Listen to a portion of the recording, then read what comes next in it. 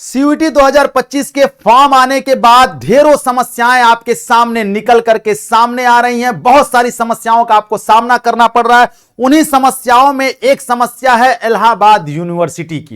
Allahabad university जाने वाले बच्चों के लिए जब फॉर्म आया था तो उनको लगा कि हम जो है कई सारे बदलावों के साथ इस बार इलाहाबाद यूनिवर्सिटी में सिलेक्शन पूरी तरीके से ले लेंगे। लेकिन जो यूनिवर्सिटी लिस्ट आई है, जो सब्जेक्ट कॉम्बिनेशन दिया गया है आपके लिए अलग अलग सब्जेक्ट के लिए, वो सब्जेक्ट कॉम्बिनेशन इतना उलझाने वाला आपके साथ है कि आप पूरी तरीके से उसमें जो है उलझते जा रहे हैं। आपको खुद नहीं समझ में आ रहा है कि क्या कैसे कितना पढ़ें। तो क्या वो बदलाव हुए हैं इलाहाबाद यूनिवर्सिटी में, इस वीडियो में जानेंगे हम लोग। तो चलिए वीडियो को ध्यान से देखिएगा, स्किप नहीं करिएगा। देखते हैं, अगर हम बात करते हैं इलाहाबाद यूनिवर्सिटी की यूनिवर्सिटी लिस्ट जो आई है अभी आपके सामने जो दिख रही है यहां पर, अगर मैं बात करूं इलाहाबाद यूनिवर्सिटी की, तो चलिए देखते हैं इलाहाबाद यूनिवर्सिटी में ऐसा क्या कर दिया गया है जिससे आपको इतनी समस्याओं का सामना करना पड़ रहा है।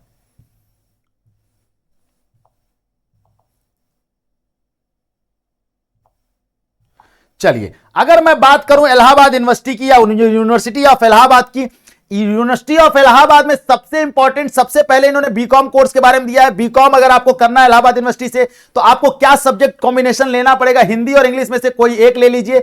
और जनरल एप्टीट्यूड टेस्ट को इन्होंने कंपलसरी कर दिया। साथ ही साथ इन्होंने कहा any one from below subject, जो नीचे सब्जेक्ट दिए कोई एक डोमेन भी आपको लेना पड़ेगा। तो बीकॉम वालों के लिए एक लैंग्वेज, एक जनरल एप्टीट्यूड टेस्ट और साथ में कोई एक डोमेन, कौन सा, account, book keeping, physics, chemistry, mathematics, computer science, biology, biological study, biotechnology, environmental study और इन्वायरमेंटल साइंस में से। ठीक है, इसी तरीके से जब आप आगे बढ़ेंगे यहां पर, तो अब आप आगे बढ़ेंगे बीएससी अगर आप मैथ से करना चाहते हैं तो आपको हिंदी इंग्लिश में से कोई एक language, general aptitude test compulsory और साथ में एक domain, physics, chemistry, mathematics, computer science, information practice, geography, geology, environmental study या इन्वायरमेंटल साइंस से लेना पड़ेगा।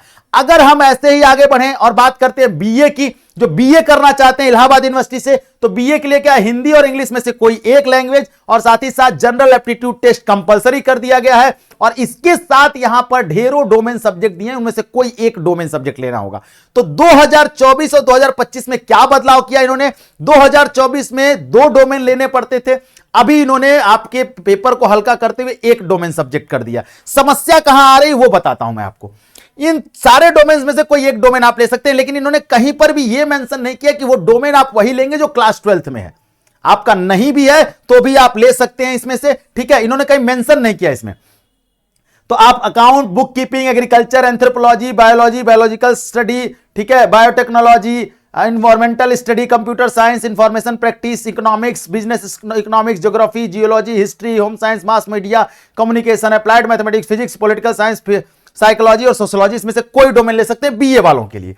बीए एलएलबी में थोड़ी सी इन्होंने बदलाव कर दिया है। बीए एलएलबी में जहां पहले यूजीसी कह रहा था केवल जनरल टेस्ट और लैंग्वेज देना होगा, कंपलसरी होगा, इन्होंने कहा ठीक है जनरल टेस्ट और लैंग्वेज तो कंपलसरी है, लीगल को आप हटा दिए मैं मान लेता हूं, लेकिन मैं एक डोमेन तो आपको लेके रहूंगा चाहे कुछ भी हो जाए। तो इन्होंने कहा कि बीए एलएलबी वालों के लिए इंग्लिश और हिंदी में से कोई एक लैंग्वेज देना होगा, जनरल एप्टीट्यूड टेस्ट देना होगा, कंपलसरी है, साथ में एक डोमेन देना होगा, जिन सारे डोमेन में से, जितने डोमेन यहां मेंशन किए गए इन सारे डोमेन में से। ऐसे ही हर कोर्स के लिए इन्होंने बनाया है। अगर ओवरऑल बात करूं मैं इलाहाबाद यूनिवर्सिटी की सारी चीजों को समराइज करते हुए, तो आप इलाहाबाद यूनिवर्सिटी जाना चाहते हैं तो जिस कोर्स में जाना चाहते हैं उस कोर्स में आपको लैंग्वेज और जनरल टेस्ट तो कंपलसरी है। जीएटी और लैंग्वेज तो आपको लेना ही पड़ेगा, कोई एक लैंग्वेज हिंदी इंग्लिश में से और जीएटी। साथ में आप ये देख लीजिए कि उस सब्जेक्ट कॉम्बिनेशन में जो डोमेन सब्जेक्ट्स है उसमें से कोई एक डोमेन भी अपने फॉर्म में फिल करिए। अभी तक का सिनेरियो यही है। बीएलएलबी वालों के साथ ऐसा होना नहीं चाहिए था। ठीक है, जब लीगल को बाहर कर दिया तो आपको बाहर कर देना चाहिए था, पर इन्होंने एक डोमेन डाल दिया, मतलब इन्होंने एकदम एक साथ सबको लाके खड़ा कर दिया है कि बस हमको यही चाहिए और ये देकर आप इलाहाबाद आ सकते हैं।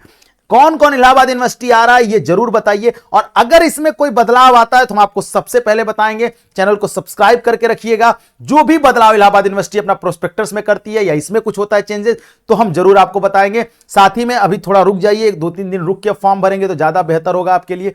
और इसके अलावा आप किसी भी समस्या से समाधान चाहते हैं तो हमारे चैनल पर बने रहिए। आप हमें हमारे नीचे दिए गए नंबर और फोन नंबर पर मैसेज फोन कर सकते हैं, जिससे हम आपकी हेल्प कर पाएंगे। तो चलिए, तब तक के लिए अपना ख्याल रखिएगा। Thank you so much. जय हिंद।